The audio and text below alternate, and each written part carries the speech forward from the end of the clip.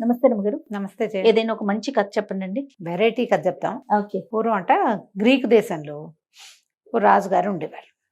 ఆయనకి చూడ చక్కని కుమారుడు ఒక ఆయన ఉండేవాడు. అబ్బాయి పెళ్ళవల. మామూలుగా వాళ్ళు 18, 19 వచ్చేసరికి పిల్లలకి కాస్త ఇంటర్మీడియట్ వయసు అయ్యేసరికి పెళ్ళిళ్ళు చేసేస్తారు. చేసేసి కొంచెం పిల్లలు బాగా అంతంత అయ్యాక అప్పుడు రాజకుమారుడు రాజు అవుతాడనమాట. అయితే రోజులు గడుస్తున్నాయి కానీ ఆ అబ్బాయి పెళ్లి చేసుకునేటానికి ఇష్టపడేవాడు కాదు. ఎప్పుడు పెళ్ళన్నా ఏదో ఒకటి చెప్పేవాడు. పెళ్ళి ఉండేది కాదు, మాట్లాడేవాడు కాదు, మూగబొమ్మలా ఉండేవాడు, పైకి కిందకి తిరుగుతూ ఉండేవాడు, ఎక్కడో ఒంటరిగా ఉంటూ ఉండేవాడు. పెళ్ళైతే లేదు. చూసిన వాళ్ళంతా అబ్బాయి ఎంత చక్కటివాడు, వయసు అంతా పోతుంది అనుకునేవాళ్ళు. ఆ ఊళ్ళలో ఏంటంటే లేటుగా పుట్టిన సంతానం ఆరోగ్యంగా ఉండరని ఒక నమ్మకం. ఈ అబ్బాయి పెద్దవాడైపోతుంటే వాడి సంతానానికి మరి లేట్ ఏజ్ అయిపోతారు కదా. అయితే రాణిగారికి ఏమనిపించేది, వీడు ఏదో తక్కువ జాతి పిల్లని ఎవరినో ప్రేమించాడు, రాజ కుటుంబంలో కాకుండా ఆ పిల్లని చేసుకుంటానంటే మేము ఒప్పుకోమని వీడిట తిరుగుతున్నాడు, ఈ ఒంటరిగా ఎక్కడికో వెళ్తాడు, ఆ పిల్లని ఎక్కడో కలుస్తున్నాడు వీడు అలా అనుకునేది. ఊహిస్తారు కదా తల్లులు రకరకాల, ఒకళ్ళు వీడు మాపుగా ఉన్నాడు, మొహం మార్చుకుని ఉన్నాడు, కనపట్టలేదు, లేదా కనపడి కామ్గా ఉన్నాడు, సంథింగ్ ఏదో ఉంది అని చూసేది, అనుకునేది. అయితే ఏమైంది, ఒకనాడు ఆవిడ మేడ మీద నిలబడి అలా చూస్తుంటే ఈ రాజుగారి బిల్డింగు పెద్ద కోటల్లాగా అలాగేం లేవు, రాజుగారిది ఒక పెద్ద ఇల్లు, కిందకి పైకి చాలా ఫ్లోర్లు ఉన్నాయి. ఎదురుగుండా రోడ్డుకి అవతల ఒక కాపులో ఇల్లు ఉంది. కాపులంటే ఈ మన పొలాలు అవి కాపలా కాసేవాళ్ళు. అతనికి 3 కూతుళ్ళు ఉన్నారు, పిల్లలు బాగున్నారు. ఆవిడ ఏం చేసింది, మేడ మీద అన్ని పక్కలకి వెళ్ళి చూస్తే ఏ పక్క నుంచి చూసినా వాళ్ళ ఇల్లు కనపడుతుంది. ఓహో, ఇక్కడ 3 ఆడపిల్లలు ఉన్నారు, మనవాడు వయసుకు వచ్చే చాన్నాళ్ళు అయింది, చూసి ఎవరితో పిల్లని, ఈ పిల్లల్లోనే ఒక పిల్లని ప్రేమించుంటాడు, ఇదే కదా మరి రోజు కనపడే ఇల్లు. అందుకని ఏం చేసింది, వాళ్ళ ఇంటికి పోయి ఆ పెద్దమ్మాయిన పిల్లల్ని పిలిచింది.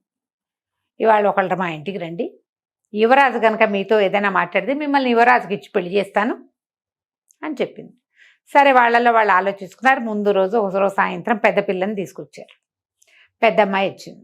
పోయి యువరాజు గారి గదిలో ఒక పెద్ద గది, ఒక హాల్ లాంటిది, ఓ పక్కన మంచం కొంచెం అన్నీ ఉన్నాయి, ఓ పక్కన రాసుకునే టేబుల్, యువరాజు గారి పెంపుడు చిలకలు మైనాలు అవి ఉన్నాయి, తర్వాత లైట్లు దీపాలు అవి వెలిగించున్నాయి. అప్పట్లో కరెంట్ లేదుగా, పెద్ద పెద్ద కొవ్వొత్తులు ఏవో వెలిగించున్నాయి. ఈ పిల్ల పోయి అక్కడున్న ఒక సోఫాలో కూర్చుంది. బాగా చీకటి పడ్డాక యువరాజు గారు లోపలికి వచ్చాడు. ఈ పిల్ల శుభ సాయంత్రం యువరాజా అంది. ఆయన చూడకుండా పోయాడు. అలా వెళ్ళిపోయి ఆ బల్ల దగ్గర కూర్చుని ఏమిటో రాసుకుంటున్నాడు. ఈ పిల్ల చూసింది ఎంతసేపు చూసినా ఆ యువరాజు తలకాయ తిప్పి చూడ్డే, కూర్చుని సోఫా మీద పడుకొని నిద్రపోయింది. ఆయన దారిని ఆయన పోయి పడుకున్నాడు. ఇక్కడ ఒక మనిషి ఉందన్న జ్ఞప్తి కూడా ఆయనకి లేదు, ఆ ధ్యాసే లేదు.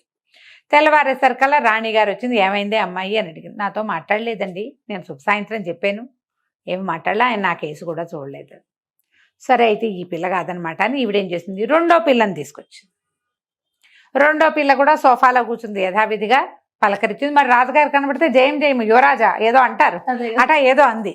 ఏమన్నా ఆయన వినిపించుకోవాలి, రాసుకుంటున్నాడు, ఏదో బొమ్మ వేసుకుంటున్నాడు.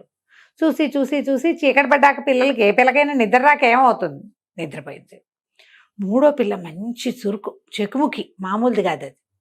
సరే, రాణిగారు రమ్మనేసరికి లోపలికి వచ్చి ఏమండి ఈ బట్టలతోటి యువరాజుని కలిస్తే ఏమైనా బాగుంటుందంటారా, ఇది మరి పాత బట్టలు కదండి నావి అంది.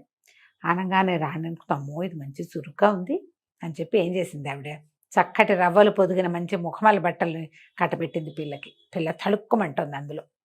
ఆవిడ శుభ్రంగా అది మొహం కడుక్కుని ఆవిడ ఇచ్చిన 1-2 నగలు పెట్టుకుని డ్రెస్ వేసుకుంటే ఆవిడంది, అబ్బబ్బలే అందగత్తెవే నువ్వు, మీ అక్కయ్యల కంటే నువ్వు బాగున్నావు, నువ్వే నా కాబోయే కోడలవో ఏమిటోను, చక్కగా కూర్చో, పలకరించు, మీ అక్కయ్య వాళ్ళగా పడుకుని నిద్రపోబోక అని చెప్పేసరికల్లా సరే పిల్ల వెళ్ళి సోఫాలో కూర్చుంది. యువరాజు గారు వచ్చాడు. ఆయన దారిని ఆయన కూర్చొని రాసుకుంటున్నాడు. జయం యువరాజా అంది, మాట్లేదు. 3వసారి కూడా ఆయన అట్టగే ఉన్నాడు. అలా చూసి యువరాజు పక్కన బల్ల మీద ఆ పంజరంలోంచి ఒక మైనా లేచి వచ్చి కూర్చుంది. ముక్కుని ఇలా రెక్కల్లో పెట్టుకుని కూర్చున్నది. మైనా నువ్వైనా మాట్లాడతావా నాతో అంది. ఆ మైనా అంటే దాన్ని పిలిస్తే దానికి ఏం వినపడుతుంది, అది అటకి కూర్చుంది. సరే, 2వ పక్కన ఒక పెద్ద క్యాండిల్ వెలిగించింది. ఈ పిల్ల, ఓ కొవ్వొత్తి నాతో మాట్లాడతావా, కాసేపు నువ్వైనా కబుర్లు చెప్దు, ఈ గదిలో ఇంతసేపటి నుంచి కూర్చుంటే ఒక్కళ్ళు మాట్లాడటలేదు, మైనా మాట్లాడదు, నువ్వైనా మాట్లాడు అని ఆ కొవ్వొత్తితో ఇట్లా కబుర్లు చెప్పటం మొదలుపెట్టింది. ఈ అబ్బాయి రాసుకుంటున్నాడు కదా రాజకుమారుడు, కొవ్వొత్తి నీకేం కావాలి, కాసేపు నోరు మూసుకో అన్నాడు. అనేసరికి ఊరుకుంది అమ్మడు. అక్కడే పడుకుని నిద్రపోయింది. తెల్లారే రాణిగారు వచ్చింది. ఏమే అమ్మాయి ఏమన్నాడు యువరాజ్ అంటే, చక్కగా ఇక్కడ కూర్చున్నారండి, బోళ్ళు కబుర్లు చెప్పుకున్నాం మేమిద్దరం, నా చేయించుకున్నారు, మీ ఇల్లు ఎక్కడా ఏమిటి అని అడిగారు, ఏమైనా తిన్నావా అన్నారు, నా కుశలం కనుక్కున్నారు, నాకు ఎంతమంది అక్కజల్లిలో కనుక్కున్నారు అనగానే రాణిగారికి ఎంత సంతోషం వచ్చిందో. అన్ని మాటలు మాట్లాడేటే మా అబ్బాయి అంది. అబ్బో ఎంత బాగా మాట్లాడాడు అంటే, ఆ మైనాని అడగండి కావాలంటే. ఆ మైనా తలకాయ ఎత్తి చూసింది, అది ఎందుకో చూసింది. అప్పుడు రాణిగారు అంది, సరే అయితే ఇవాళ కూడా ఉండు నువ్వు ఇక్కడే అని చెప్పింది. సరే ఏమైంది, అది మళ్ళీ రాణిగారు ఆ పిల్లకి చక్కా తినడానికి అవి ఇవి పెట్టించింది, ఇంకో జత మంచి బట్టలు ఇప్పించింది. చక్కటి బట్టలు కట్టుకుని కిటికీ దగ్గర కూర్చుంది. కిటికీ అవతల వాళ్ళ ఇంట్లో కనపడుతుంది కదా, ఆ అక్కయ్యలు ఇద్దరు వచ్చారు. ఏమీ నువ్వు ఇంటికి రావుటే అన్నారు. నేను రాను, యువరాజ్ రాత్రి నాతో మాట్లాడాడు, ఇవాళ కూడా మాట్లాడతాడేమోనని రాణిగారు నన్ను ఇక్కడే ఉండమన్నారు అనేసరికి వీళ్ళంతా దొంగ మొహంది, దీంతో ఎందుకు మాట్లాడతాడు, మనతో మాట్లాడిన వాడు దీంతో ఎందుకు మాట్లాడాడు, ఏదో ఎత్తేసింది, హాయిగా రాజమహల్లో ఉండి మంచి మంచి బట్టలు కట్టుకుని శుభ్రంగా తినటానికి ఇది అని అనుకొని ఏమన్నారు. మరేమో మేము ఒక వ్యాపారస్తుడి దగ్గరికి వెళ్ళాం పొద్దున్నే, వాళ్ళు ఒక మంచి ముత్యాల పేరు అమ్మకానికి వచ్చింది, ఎంత బాగుందో యువరాజుని అడిగి కొనుక్కోవే అన్నారు. అనేసరికల్లా సరే ముత్యాల పేరు తెచ్చి చూపించండి నాకంతే. సాయంకాలం ఏం చేసింది, మళ్ళీ సోఫాలో కూర్చుంది పోయి. రాత్రి చీకటి పడేసరికి పగలల్లా యువరాజు కనపడలేం, అతను మళ్ళీ వచ్చాడు. వచ్చేసరికల్లా ఈ పిల్ల కూర్చుని కొవ్వొత్తి చక్కటి ముత్యాల పేరు అమ్మకానికి వచ్చింది, మా అక్కయ్యలు కొందామంటున్నారు, కొనుక్కోమంటావా వద్దంటావా అని కొవ్వొత్తిని అడుగుతుంది.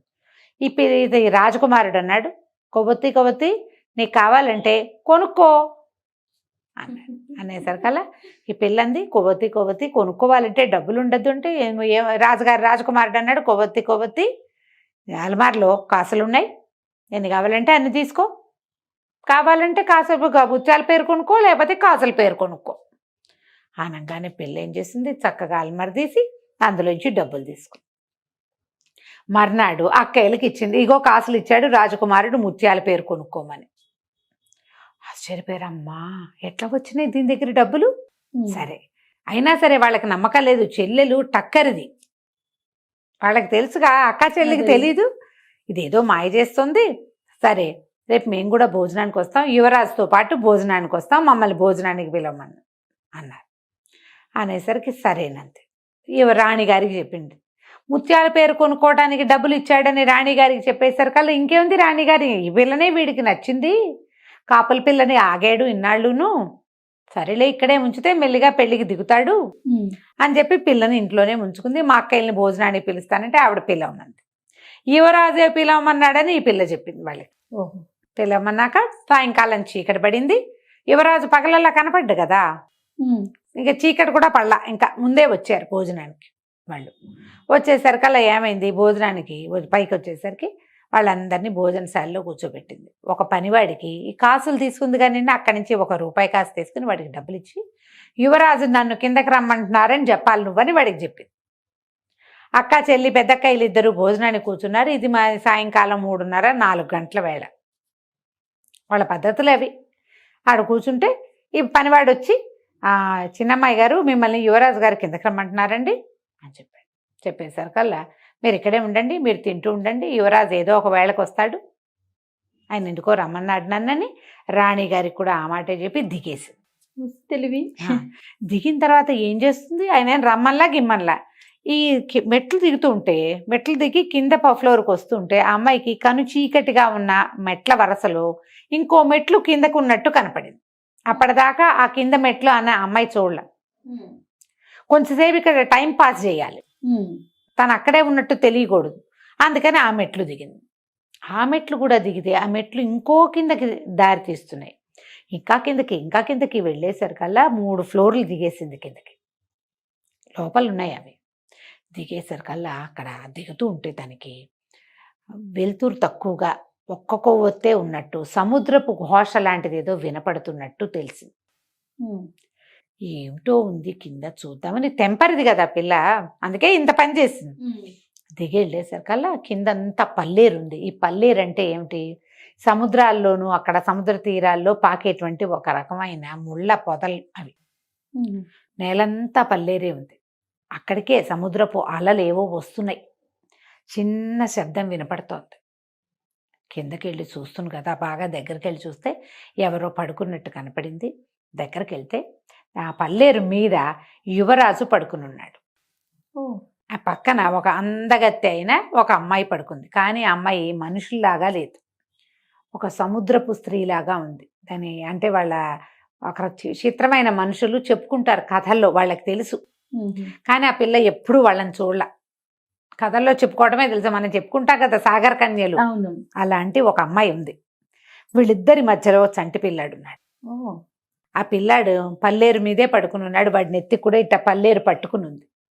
యువరాజు తలకి పల్లేరుంది, ఆ పడుకున్న అమ్మాయి తలకి పల్లేరుంది.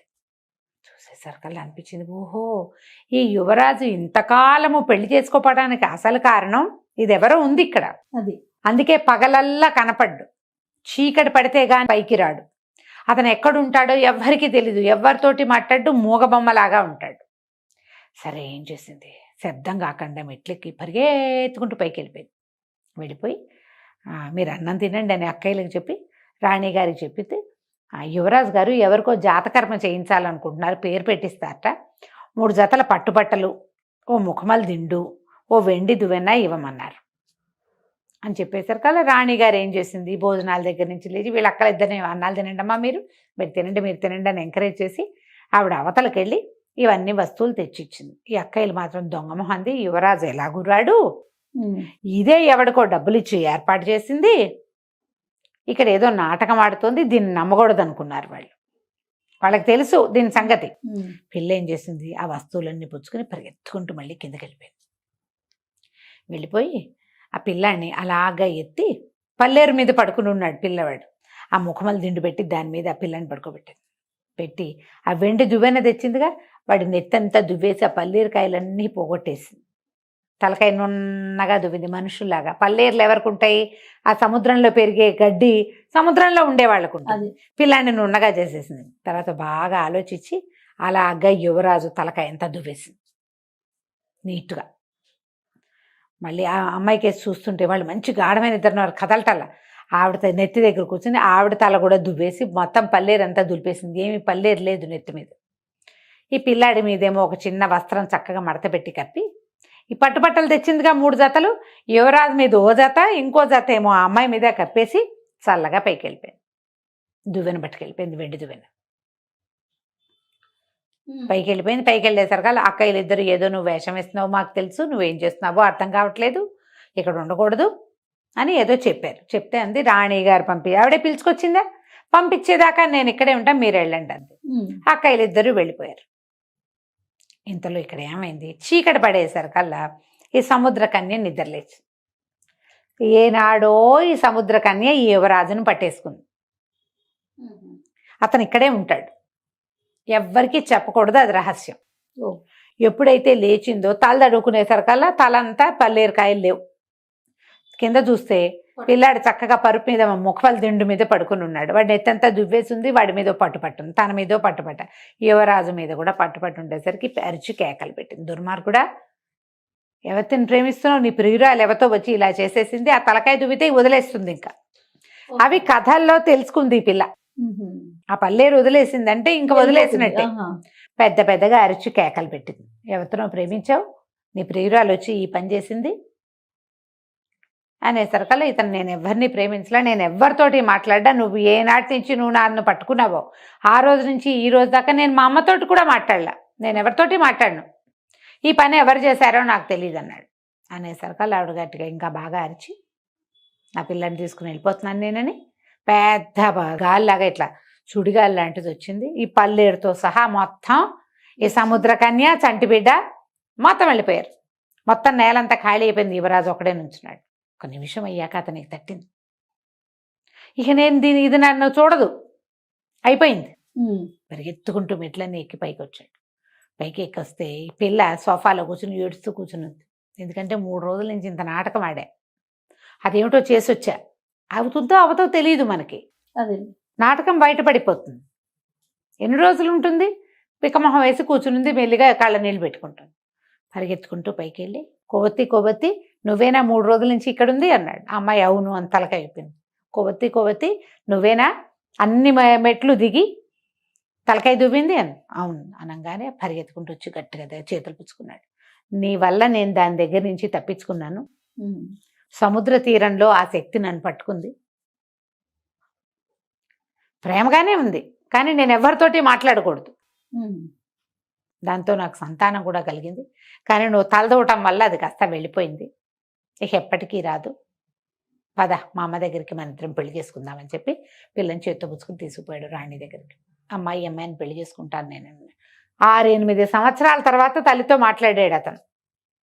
ఆవిడ తెగ సంతోషించి, నాకు తెలుసు ఈ పిల్ల చాలా తెలివిగలది, నేను ఎప్పుడో లైన్లో పెట్టిందని నేను అనుకున్నానంటే ఎప్పుడో పెట్టలే అది. రాణికి ఇదంతా ఏమర్థం అవుతుంది?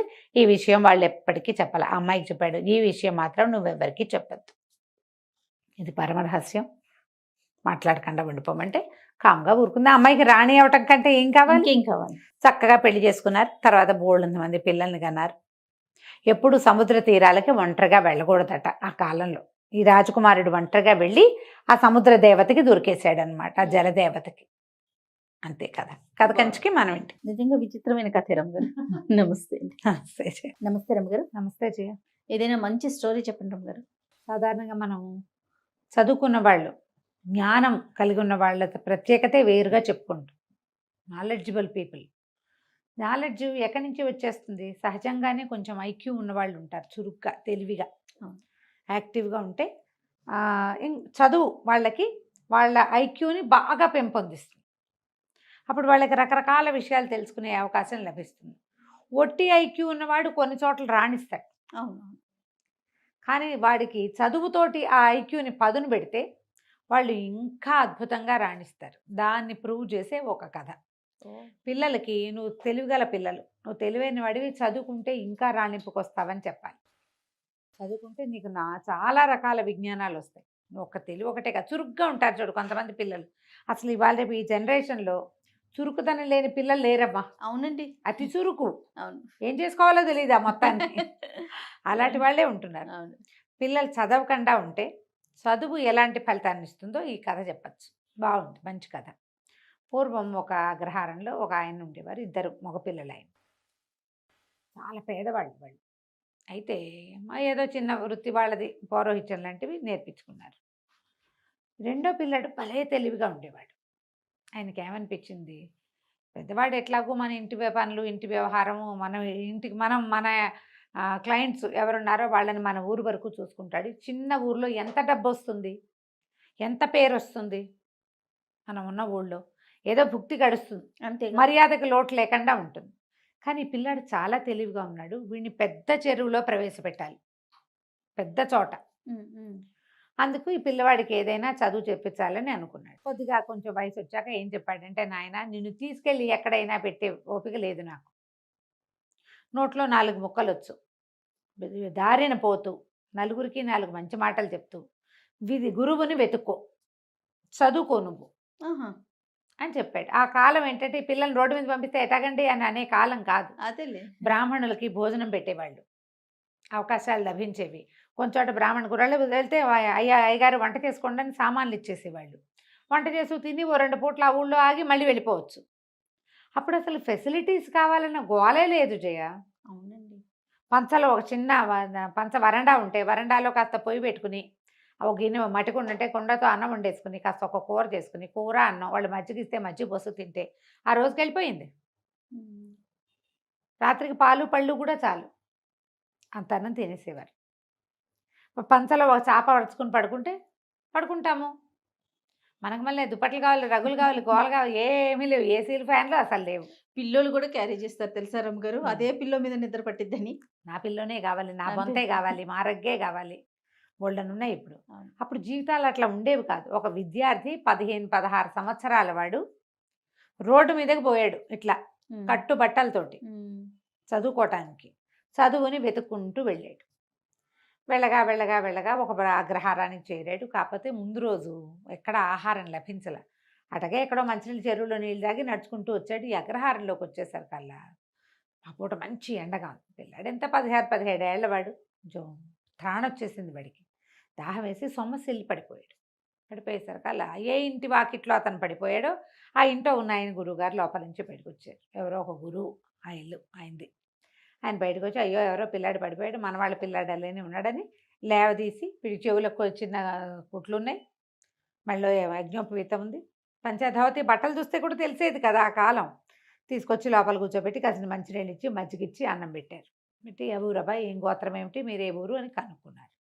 అన్ని వివరాలు చెప్పాక గురువు కోసం వెతుకుంటూ బయలుదేరానండి. 3-4 అగ్రహారాలు చూశాను. అందరూ మీ పేరే చెప్పారు. మిమ్మల్నే వెతుకుంటూ వచ్చాను.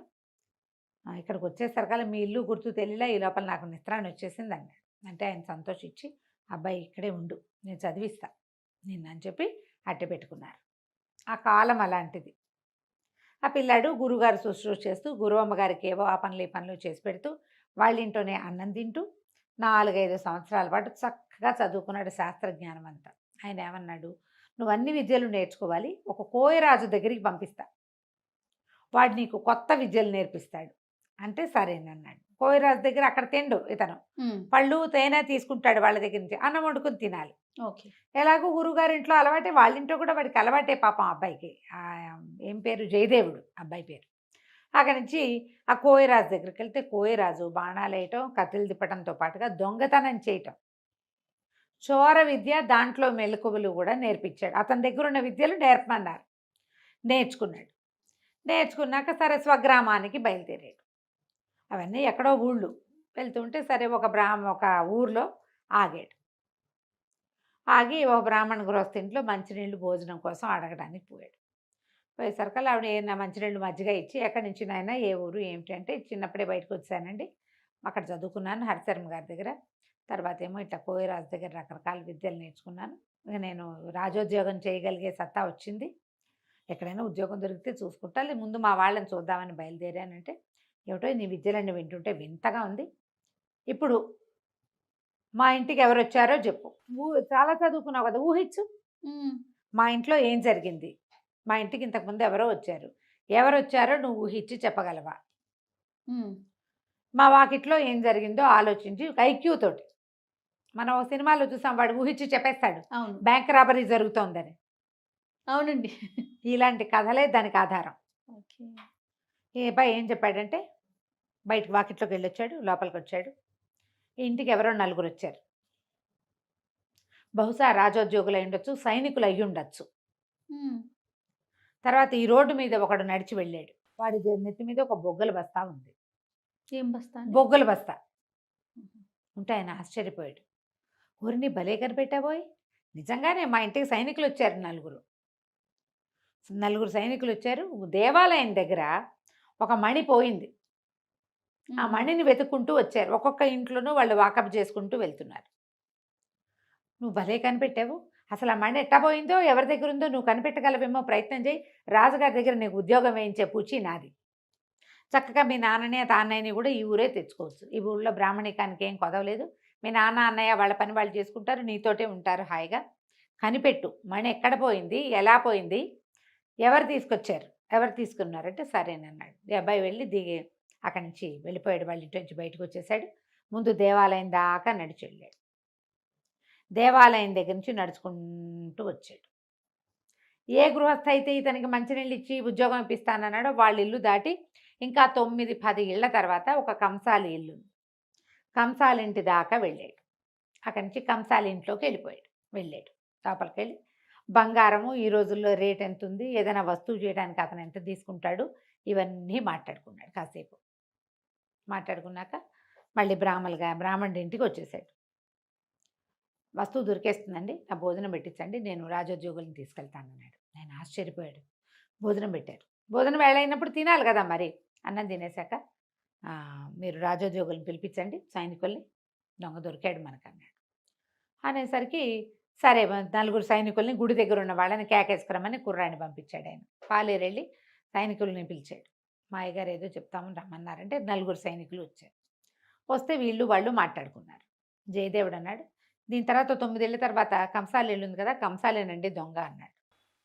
ఈ రాజోద్యోగులు వీళ్ళు సైనికులు అన్నారు, అట కాదు బాబు, అందరి ఇల్లు సోదా చేసాం. ఇప్పుడు నువ్వున్న ఇల్లు సోదా చేసినట్టే కంసాలి ఇల్లు కూడా సోదా చేసాము.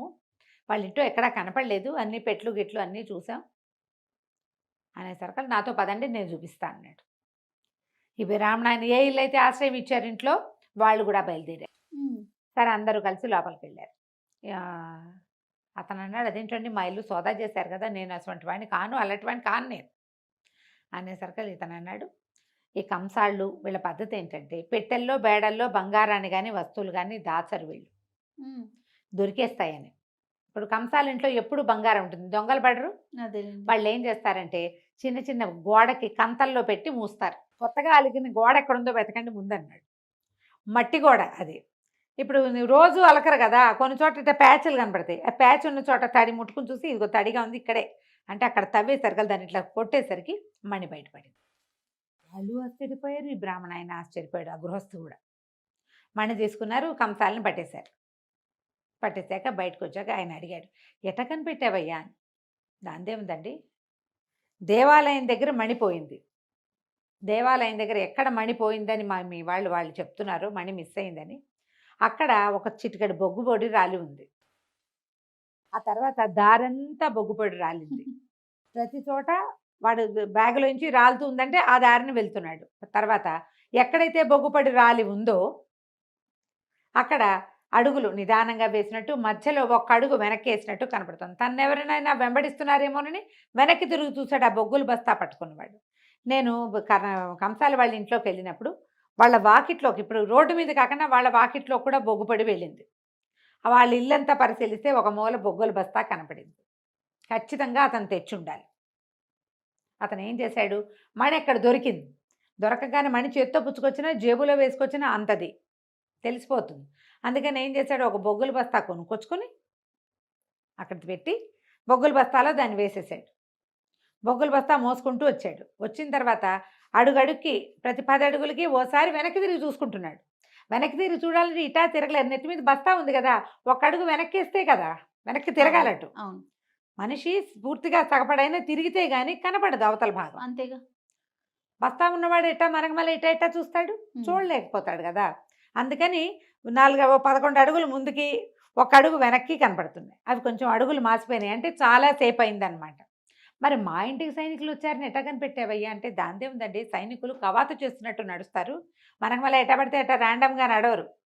అడుక్కి గ్యాప్ కూడా కరెక్ట్గా ఉంటుంది, వాళ్ళకి అలవాటు. 4 రోళ్ళు 8 జతలు, అది కూడా సేమ్ గ్యాపులతోటి. కాబట్టి ఖచ్చితంగా వాళ్ళు సైనికులు అయి ఉంటారని ఊహించాను. వాళ్ళు మీ ఇంట్లోకి వచ్చారు, మీ వాకిట్లో మట్టి మీద కూడా సేమ్ అడుగులు ఇవి కనపడుతున్నాయి. వాళ్ళు మీ ఇంట్లోకి వచ్చారు, వచ్చింది రాజ సైనికులు అని తెలిసింది. వీళ్ళకంటే ముందే అతను వెళ్ళిపోయాడు సైనికుల కంటే, ఎందుకంటే అతని అడుగులు మీ వాకిట్లో చేరిపోయినాయి, ముందే వెళ్ళి దాచేసుకున్నాడు. కంసాలు కాబట్టి ఖచ్చితంగా బంగారాన్ని పూడ్చినట్టుగానే దీన్ని పూడ్చిపెట్టాడు. ఆ బస్తా ఎక్కడికి వెళ్ళిందో అక్కడే మణి ఉంటుందని నేను ఊహించాను. వాళ్ళ ఇంట్లోకి వెళ్ళినప్పుడు అంతా పరిశీలించి తెలుసుకున్నాను అన్నాడు. ఆయన చాలా ఆశ్చర్యపడి, ఎంత బ్రెయిను, వీడికి ఎంత విజ్ఞానం ఉండాలి. అంతే కదా, ఒట్టి ఐక్యూ ఉంటే సరిపోతుందా, తెలివి ఒకటే కాదు, జ్ఞానం కూడా కావాలి. ఆ జ్ఞానం వీడికి చదువు వల్ల పెరిగింది. ఆయన రాజుగారి దగ్గరికి తను తీసుకెళ్ళాడు జయదేవుని. మాకు తెలిసిన వాళ్ళ అబ్బాయి చాలా తెలివైన వాడు, హరిశర్మ గారి దగ్గర చదువుకున్నాడు, తనకి రాని విద్య లేదు, మీ దగ్గర మంత్రిగా ఉంచుకోండి అని చెప్పి రాజుగారికి సిఫారసు చేసి జయదేవుణ్ణి మంత్రం చేశారు. తర్వాత వాళ్ళ అన్నయ్యని వాళ్ళని తెచ్చుకున్నాడు. నిజంగానే ఆ మణి చక్కగా ఎలా పోయిందో అలాగే 3-4 గంటల వ్యవధిలో చక్కగా దొరికేసింది. కథ కంచికి మనం ఇంటికి. చాలా బాగుంది రమ్మగారు. నమస్తే. నమస్తే.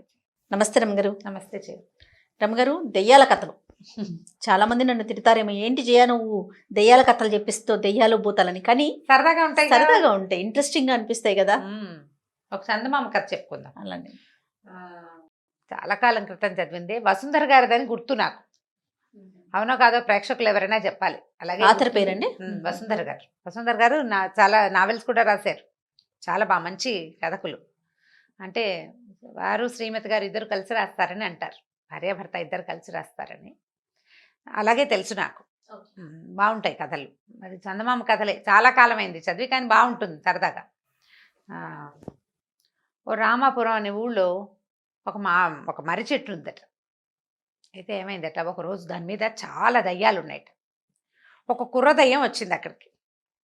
వస్తే ఆ చెట్టు మీద ఉన్న దయ్యాలున్నాయి, పో నాయనా, ఇక్కడ బోలంత మంది ఉన్నాం మేమే, ఇంకోటి ఏదైనా చూసుకో, ఏదైనా ఇంట్లో ఉండొచ్చు కదా, ఎందుకు మా దగ్గర చేరతాం, మేమే చాలా మంది ఉన్నాము, మాకే ఇక్కడ ప్లేస్ చాలటం లేదన్నాయి. అనేసరికల్లా అది ఏం చెప్పింది, వచ్చిన కూరదయ్యం, మొన్నటిదాకా ఓ ఇంట్లో ఉండేవాడిని, అక్కడ వాళ్ళు భూత వైద్యులను పిలిపిస్తారు, మనుషులు ఇళ్లలో ఉండలేము, ఇదివరకు హాయిగా ఇళ్లలో ఉండొచ్చని భావించేవాడిని, ఎవరింట్లో ఉన్నా ఉంటే వాళ్ళు తెలిసిపోయింది అనుకో వాళ్ళకి మనం ఉన్నామని, భూత వైద్యులను పిలుస్తారు, వాళ్ళ బాధ పడలేము, భూత వైద్యుడు ఒకడు నన్ను పంపించేశాడు, ఇక ఏం చేయలేక ఇక్కడికి వచ్చాను అని బతిమలాడింది. మిగిలిన వాళ్ళంతా ఒప్పుకోవాలి, ఇంకో చెట్టు చూసుకున్నారు. మర్రి చెట్టు బాగుంటుంది, నాకు పైగా నాకు చెట్టు గాలే ఇష్టం, నాకు మర్రి చెట్టు గాలే నా ఒంటికి పడుతుంది, నేనుండే మర్రి చెట్టు మీద చాలా మంది ఉన్నారని ఇంట్లోకి వెళ్తే ఆ ఇంట్లో వాళ్ళు తరిమేశారు, నేను ఇక్కడికి వచ్చాను అని బతిమలాడింది. మిగిలిన వాళ్ళంతా పోపమన్నారు. అయితే వాళ్ళల్లో కొంచెం సుమారుగా ఉన్న దయ్యం ఒకడు మంచివాడు ఉన్నాడనమాట. వాడు ఏమన్నాడంటే, సరే అయితే నేను వెళ్ళి మనుషుల ఇంట్లో ఉంటా, ఎప్పటి నుంచో మనుషుల ఇళ్లలో ఉండాలనుంది నాకు, నా ప్లేస్లో నువ్వు ఉండు నా బదులు అని చెప్పి ఈ దయ్యం వెళ్ళిందట. కొత్తగా వచ్చిన కుర్ర దయ్యమేమో ఈ దయ్యప్ప ప్లేస్లో ఈ చెట్టు మీద ఉండిపోయింది. ఈ వెళ్ళిన దయ్యం ఏం చేసింది, పోలయ్య అనే ఒక ఆయన ఇంట్లో చేరింది. పోలయ్య గారింట్లో చేరితే ఆ పోలయ్య గారింట్లో భార్యాభర్త, 2 కొడుకులు, 2 అబ్బాయిలకి పెళ్ళిళ్ళు అయినాయి. పెద్ద అబ్బాయికి ఒక 3 ఏళ్ల చంటి పిల్ల కూడా ఉంది, ఓ పిల్లాడు ఉన్నాడు. వీళ్ళు చక్కగా కులాసాగా కబుర్లు చెప్పుకునేవాళ్ళు, బాగా పని చేసుకునేవాళ్ళు, అన్ని పనులు పాటలు చూస్తుండేది ఈ దయ్యం ఆ ఇంట్లో కూర్చుని. పైన ఎవరికి కనపడదు కదా, ఆ చిన్నపిల్లాడి ముద్దు ముచ్చట్లు అవి చూస్తే గొప్ప సరదాగా ఉండేది దానికి. బాగానే ఉందిగా, ఇళ్లలో ఉంటే ఏమిటి వాళ్ళందరికీ వచ్చిన బాధ, నాకు అర్థం కాదు అని అనుకుంటోంది దయ్యం. సరే, ఆ ఇంట్లో అటక మీద దీని మీద ఇవి ఉంటాయి కదా, అటక అంటానికి వీల్లేదు, వాటిని దూలాలు ఉంటాయి, ఓ దూల మీద కూర్చుని కిందకి చూస్తూ ఉండేది. వీళ్ళంతా ఏదో కబుర్లు చెప్పుకుంటున్నారు. ఇంతలో ఏమైంది, ఓ రోజు కోడళ్ళిద్దరూ అత్తగారు ఓ సాయంకాలం నాడు కబుర్లు చెప్పుకుంటున్నారు. పక్కింట్లో వాళ్ళ సంగతి ఏమిటి, కోడల్ని అత్తగారు దయ్యంలాగా పీడిస్తుందిట. అయితే పెద్ద కోడలు చెప్పింది, దయ్యంలాగా పీడిస్తుందిట, దయ్యం పట్టినట్టు పట్టేసింది వాళ్ళ అత్తగారు దాన్ని అంది. అనేసరికల్లా కోడలంది, దయ్యం కానీ దయ్యాలు చాలా నయం అనేసరికల్లా ఇప్పుడు ఇలా మాట్లాడుకుంటారు. మాట్లాడితే అత్తగారింది, ఏమిటే దయ్యం సంగతి నీకు బాగా తెలుసా, దయ్యాలు పట్టి పీడిస్తాయంటావా అని అత్తగారు అడిగింది. ఈ దయ్యం ఈ పైన కూర్చుంది కదా, ఆసక్తిగా వింటుందన్నమాట, ఏమిటో మన సంగతే మాట్లాడుతున్నారండి. అయ్యా అనేసరికల్లా, దయ్యాలే బాగా పనిచేస్తాయి అత్తయ్య, పనిచేసే దయ్యాలు ఉంటాయి కొన్ని అని కోడలు చెప్పింది. చెప్పేసరికల్లా ఈ పెద్ద కోడలు పక్కపక్క నవ్వేసి, భలే చెప్తావు కబుర్లు, అంతగా దయ్యాలే పనిచేసేటట్టయితే నీ వంతు 2 గుండికలు నీళ్లు తోడాలి కదా, రేపు పొద్దున్నే తోడు పెడుతుందేమో చూడు, ఏ దయ్యమైనా మన ఇంట్లో దయ్యాలు ఇళ్లలో కనపడకుండా ఉంటాయి, 2 గుండికలు నీళ్లు తోడాలి నీ వంతు, పెద్ద కోడలు వంతు సాయంత్రం, చిన్న కోడలు వంతు తెల్లారి, ఎవరైనా తోడతారేమో చూడు, ఏ దయ్యమైనా తోడు పెడుతుందేమో అని నవ్వుకున్నారు. రాత్రికి పడుకున్నారు. ఈ దయ్యం అనుకుంది, ఓహో 2 గుండిగలు నీళ్లు తోడు పెడితే నేను ఉన్నానని వీళ్ళు తెలుసుకుంటారు. అందుకని ఏం చేసింది, తెల్లారేసరికల్లా కిందకి దిగిపోయి ఆ నూతులో చేదేసి 2 గుండిగలు నీళ్లు నింపి అక్కడ పెట్టి, వీళ్ళిద్దరూ తెల్లారి వాకిలు చిమ్మడానికి ఒకళ్ళు, ముగ్గు వేయడానికి ఒకళ్ళు, ముగ్గు చిప్ప పుచ్చుకుని బయలుదేరారు. తీరా చూస్తే గుండిగలు నిండా నీళ్ళున్నాయి. ఇదేమిటో ఎవరు తోడారు అని ఒకళ్ళనొకళ్ళు చూసుకున్నారు. దయ్యం తోడిందేమో అని అన్నది పెద్ద కోడలు. అందుకని అదెందుకు నిజమవుతుంది, దయ్యాలు ఉంటాయా ఎక్కడైనా, ఊరికే కబుర్లు చెప్పుకుంటాం, కాదంటే కాదనుకున్నారు. మామయ్య గారు తోడారేమో, మన మాటలు విని మన భయపెట్టడానికి మామయ్య గారు తోడారని మామయ్యని అడిగారు. మామయ్య నేను తోడలేదన్నాడు పోలయ్య. అక్కడి నుంచి పెద్ద కొడుకు చిన్న కొడుకు ఇద్దరు వచ్చారు. కొడుకులు ఉన్నారు కదా ఇంట్లో, వాళ్ళు కూడా మేము తోడలేదంటే మేము తోడలేదు. బాగానే ఉంది. సరే, ఇది ఈయన ఏమన్నాడు పోలయ్య, అబ్బాయిలే ఇద్దరు ఎవరో ఒకళ్ళు భార్యకో లేకపోతే మరదలకో హెల్ప్ చేయడానికి వీళ్ళిద్దరిలో ఎవరో ఒకళ్ళు చేశారని భావించి ఏమన్నాడు, ఒరే ఈ గుండిగల నీళ్లు మనం తోడుకోలేముట్రా, అంతగా దయ్యం ఉంటే మన పైన బోల్డ్ పనులు ఉన్నాయి, మన ఇంట్లో చాలా పనులు ఉన్నాయి. అయితే పెద్ద కొడుకు అన్నాడు, ఈ నీళ్ళు తోడాలా నాన్న, దయ్యం మనం చేయలేని పనులు కొన్ని ఉన్నాయి, పెంకు నేయించాలి ఇంటికి, 3 ఏళ్ల నుంచి అనుకుంటున్నాం, పెంకు నేయించలేదు. పెంకు నేయటం అంటే ఈ పెంకుటిళ్ళు ఉంటాయి కదా, అవి తీసి మళ్ళీ పెడతారు, వాటిని చక్కగా సర్దుతారు, పగిలిపోయినవి ఏమైనా వానలకి వాటికి పగిలినాయి అనుకో అవి తీసేస్తారు, పాడైపోయినవి తీసేసి కొత్త పెంకులు కొద్దిగా తెచ్చి, పెంకులు మళ్ళీ చక్కగా రీఅరేంజ్మెంట్ అన్నమాట, ఇల్లు నెయ్యటం అంటారు దాన్ని, పెంకులు నెయ్యటం, పెంకులు సర్దటం అనమాట అది. మరి ఇల్లు నెయ్యటం అని వాడతారా మా పెంకుటిల్లుని, ఇల్లు నేసి ఎన్నాళ్ళు అయింది, 4 ఏళ్ల నుంచి వాన పడినప్పుడల్లా ఇబ్బంది పడుతున్నాము, ఆ పెంకులు నేయకపోయింది, ఆ దయ్యం ఈ నీళ్లు తోటం ఎందుకు, ఈ పని మనం చేసుకోగలం కదా అని నవ్వుకున్నారు. సరే దయ్యం అనుకుంది, ఓహో ఈ పని చెయ్యాలి కాబోలు వీళ్ళకి అనుకుని ఏం చేసింది, ఆ పెంకులు వేసేసింది తెల్లారేసరికల్లా. ఆ, చూస్తోంది రెడీగా, వీళ్ళు నా పనిని గుర్తించారో లేదో, దయ్యాలు మంచివాళ్లే, మంచివే, అవి పనులు చేసి పెడతాయి, కోడళ్ళు అత్తగారులను పీడించినట్టుగా లేదా అత్తగారులు కోడళ్ళని పీడించినట్టుగా పీడించవు అని చెప్పాలని దాని ఉద్దేశం. తెల్లవారేసరికల్లా ఏమైంది, ఈ పోలయ్య గారు ఉన్నాడు కదా, ఆయన పొద్దున్నే లేచి ఏదో గుండె పట్టుకుని పడిపోయాడు. ఏదో వచ్చింది సమస్య. తీరా డాక్టర్ని పిలిచారు. గ్యాసే కదండి, గుండెల్లో మంట వస్తుంది, కానీ కడుపులో ఒక వ్రణం ఏదో ఒక గడ్డ వచ్చింది ఆయనకి. సరే డాక్టర్ ఏమన్నాడా, వచ్చిన డాక్టరు శస్త్రచికిత్స చేయాలి, దీనికి కొంచెం నొప్పి ఎక్కువగా ఉంటుంది, మాత్రలు వాడుకోవాలి అని చెప్పాడు. చెప్పేసరికి ఇంటిల్లిపాది ఈ రగడలో పడ్డారు. ఈ ఇల్లు నేయబడిన సంగతి వాళ్ళు చూసుకోలే. అదేలే. సరే ఏం చేశారు, గబగబా హాస్పిటల్కి తీసుకెళ్లారు. ఏదో అక్కడ పల్లెటూరు వైద్యశాలే పాతకాలపది, అక్కడికి తీసుకుపోయారు. వైద్యం ఏదో చేశారు. ఆయనకి కడుపులో నొప్పి వచ్చినప్పుడల్లా నిద్ర మాత్రం వేస్తే సరిపోతుంది, నిద్రలో ఉంటే కొంచెం నొప్పి తగ్గుతుంది, ఒక వారం 10 రోజులు ఇలా ఉంటుందని చెప్పాడు. సరే ఈయనకి బాధగా ఉన్నప్పుడల్లా ఓ మాత్ర వేసుకుని పడుకుంటున్నాడు. బాధగా లేనప్పుడు ఆయన పథ్యం పానం చూడాలా అనారోగ్యస్తుడికి. వీళ్ళు ఇంకా ఈ ఇల్లు నేయబడింది అనే సంగతి చూసుకోలేదు. దయ్యానికి చాలా నిస్పృహ వచ్చేసింది. ఏమిటి ఇంత పని చేసాం, ఎవరు గుర్తించట్లేదు నన్ను. మనకు కూడా అలాగే ఉంటుంది. ఏదైనా చక్కగా మంచి చీర కట్టుకుంటే వచ్చే అవతల వాళ్ళు మన గుర్తించకపోతే చాలా కష్టంగా ఉంటుంది. అటు ఇటు తిరుగుతారు, పిల్లలైతే బాగా తిరుగుతారు అటు ఇటు. నేను అడగను మిమ్మల్ని రాగానే, రమ్మగారు నన్ను గుర్తించండి అని. అదే గుర్తింపు కావాలి, దయ్యానికి కూడా కావాలి. చూస్తుంది 4 రోజులు, వారం రోజులు గడిచిపోయింది. వారం 10 రోజుల తర్వాత వాన వచ్చింది. పోలయ్య గారు కొంచెం లేచి కాస్త కులాసాగా తిరుగుతున్నాడు. వాన పడేసరికల్లా ఒరే వాన పడుతుంది, దక్షిణపు గదిలో కారిపోతుందేమో చూడండి, ధాన్యం తడిసిపోతే ఒడ్లుండవరా అని కేకేశాడు కొడుకుల్ని. ఈ కొడుకులు ఇద్దరు దక్షిణపు అక్కడ వడ్ల కొట్లోకి పరిగెత్తారు. నీ వాన ఏం పట్టల్లా. వాన పట్టలేదు నాన్నో, ఏమిటి ఇంత పెద్ద జల్లు పడుతుంటే వాన పట్టలేదు, 3 నీరుడు భలే కురిసింది కానీ చూసుకున్నారు. పైకి చూస్తే ఎక్కడా గ్యాప్ లేదు. గ్యాప్ లేకపోయేసరికల్లా పెద్దవాడికి ఏం డౌట్ వచ్చింది, నాన్న మొన్న మనం పెంకులు నేయిస్తుంది, దయ్యం మంచిదైతే పెంకులు నేయచ్చు కదా అనుకున్నాము, ఎవరైనా దయ్యపోద్ది నిజంగా మన ఇంట్లో ఉండి చేసిందేమోనని. ఇద్దరు ఏం చేశారు, కొద్దిగా వాన తెరిపిరంగానే కొడుకులు ఇద్దరు చెరో పక్కన పైకి ఎక్కి చూసుకున్నారు. చూస్తే నీట్గా వరసలు పెంకులు పేర్చి కనపడ్డాయి.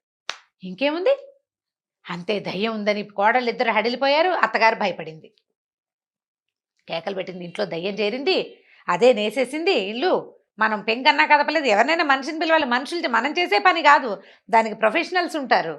నువ్వు నేను ఎక్కి చేసేయలేము ఆ పని, ఇంట్లో ఉన్న వాళ్ళు చేయరు, ప్రొఫెషనల్ ఉండి ఇంట్లో వాళ్ళు సాయం చేసేవాళ్ళు అప్పట్లో. కాబట్టి ఇప్పుడు దయ్యం పట్టింది, ఇంకేముంది అని చెప్పేసి వాళ్ళు భూత వైద్యుడు పిలుద్దాం అనుకున్నారు. ఈ దయ్యానికి హడలు పుట్టింది. నాయనో వీళ్ళు ఏదో చేస్తున్నారని పరిగెత్తుకుంటూ పోయింది మర్రి చెట్టు దగ్గరికి. ఆ మర్రి చెట్టు దగ్గర ఉన్న వాళ్ళంతా హాహాకారాలు చేశారు. ఎందుకు వచ్చావు, ఇక్కడ గ్యాప్ లేకపోతుంటే పోమన్నారు. అయితే ఏ దయ్యానికైతే తను రీప్లేస్మెంట్గా ఇంట్లోకి వెళ్ళిందో ఆ దయ్యం దగ్గరికి వెళ్ళి అడిగింది, మంత్రవేత్తలు వస్తే, భూత వైద్యుడు వస్తే ఏం చేస్తాడరా అని. వాళ్ళు ఏం చేస్తారంటే మంత్రాలు వేసి చింతకాయ బరికి పెట్టి కొడతారు, ఆ దెబ్బలు వీపుకు తగులుతాయి, మనకి ఒళ్ళంతా మంట పుడుతుంది, అదే సమస్య, నువ్వు వచ్చేసావుగా నీకేం అవదలేదు. ఈ దయ్యానికి ఇంటికి వదిలిపెట్టి రావాలని లేదు, వాళ్ళు కావాలి దానికి. అందుకని ఏం చేసింది, సరే మీరు ఇక్కడే ఉండండి అని తను మళ్ళీ ఇంటికి వచ్చేసింది. వచ్చి ఏం చేసింది, పోలయ్య గారు రోజు నిద్ర మాత్ర వేసుకుంటాడు కదా, 2 నిద్ర మాత్రలు మింగేసి పడుకుంది ఒక మూల. పడుకునేసరికల్లా భూత వైద్యుడు వచ్చాడు, హాంపి పట్టని బోళ్ళంత మంత్రం చదివాడు. ఆయనకి ఎక్కడా కనపట్టల్లా. కదలిక ఉండాలి, దయ్యాలు కదులుతూ ఉంటాయి గాల్లో, అట్లా గాల్లో కదా కదిలేది. ఇది నిద్ర మాత్రం మింగేసింది, మత్తుగా జోగుతోంది, ఒక దీని మీద దూలం మీద పడుకునుంది, కదలిక లేదు. లేకపోయేసరికల్లా ఆయన ఏం దయ్యం లేదండి,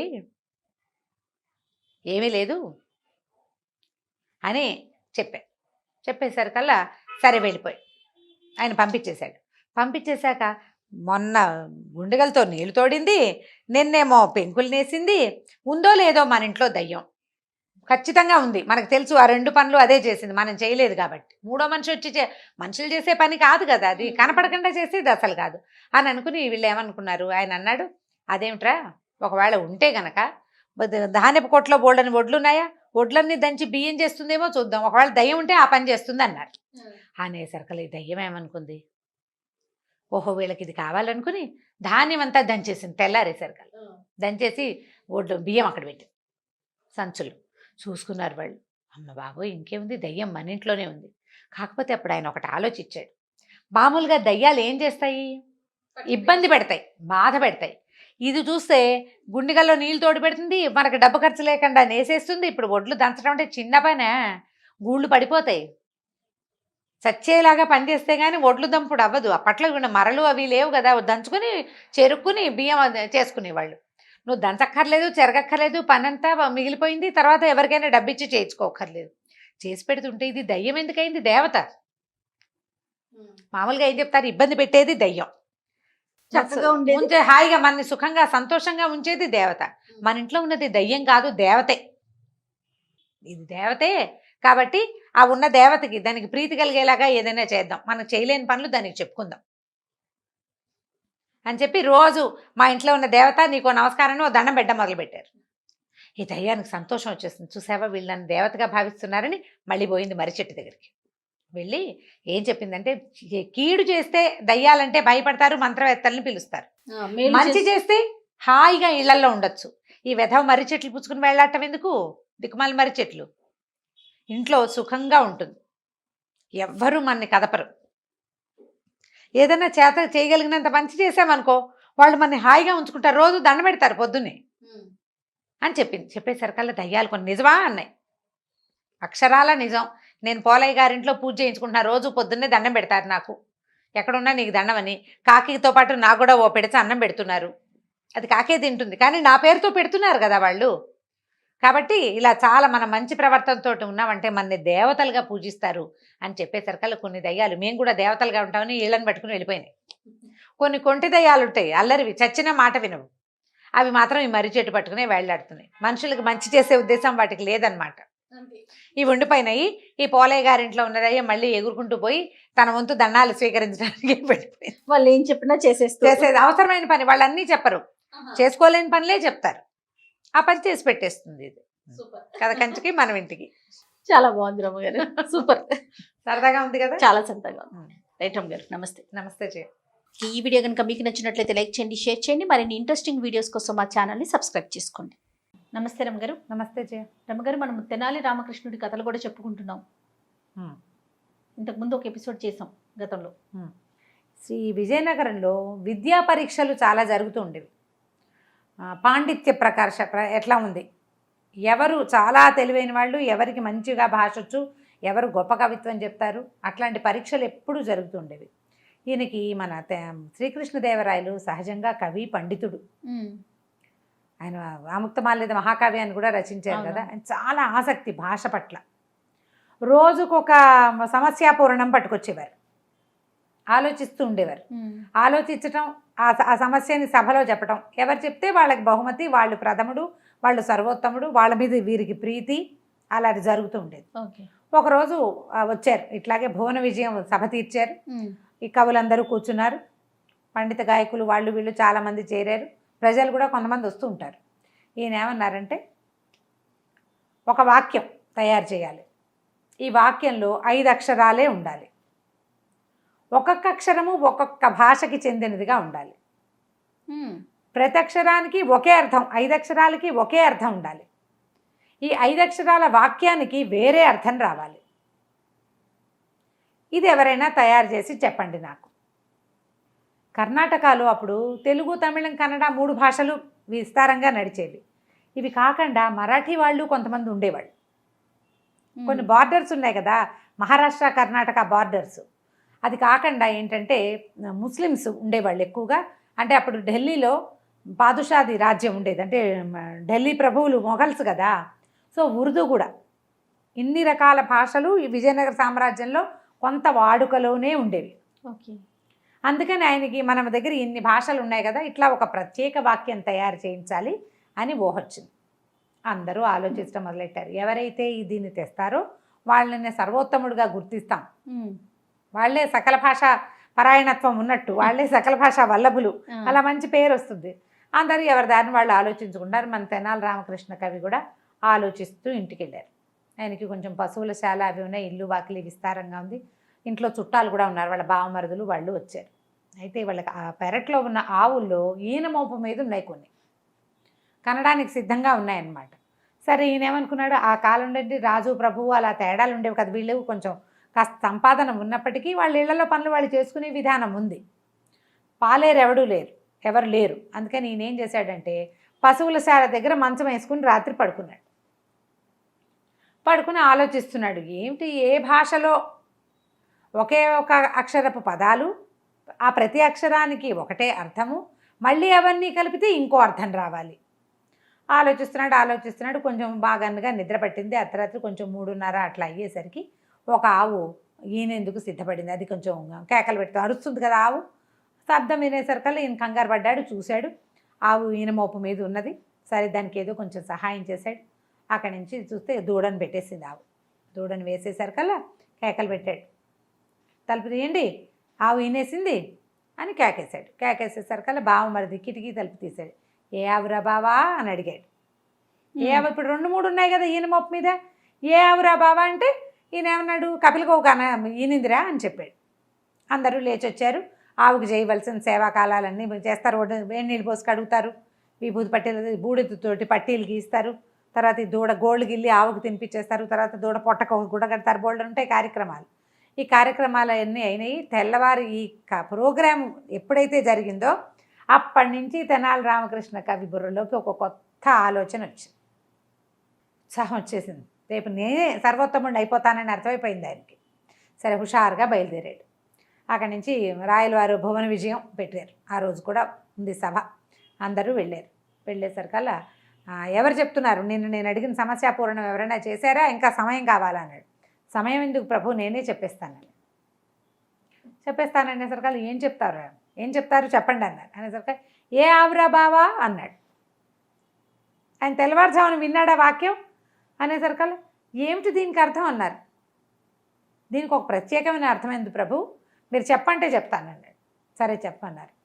ఏ అంటే మరాఠీలో రా అని అర్థం, ఆవ్ అంటే ఉర్దూలో రా అని అర్థం, తెలుగులో రా అంటే రా అనే అర్థం. బా బా వా 2 పదాలు.